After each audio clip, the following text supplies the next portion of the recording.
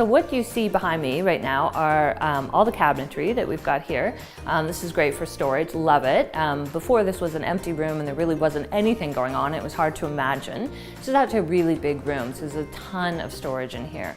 So we have essentially what's going to end up over here is a desk and working area, and then here we have our island, which is amazing. You can see we actually use it as headquarters for doing the rest of the house, but at the moment this is where we're sort of prepping stuff. I love craft, so this is my dream craft room. There is a difference between styling for television and styling for home.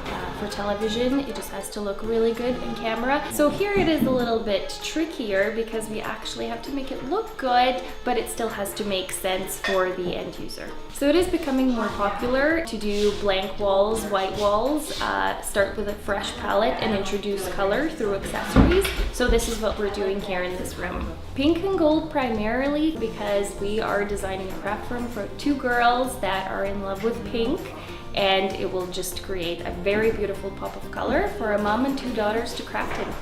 For most people, this probably ends up their basement laundry room and they use it as extra or their kitchen table. But this is the kind of room that we're seeing more and more people really like.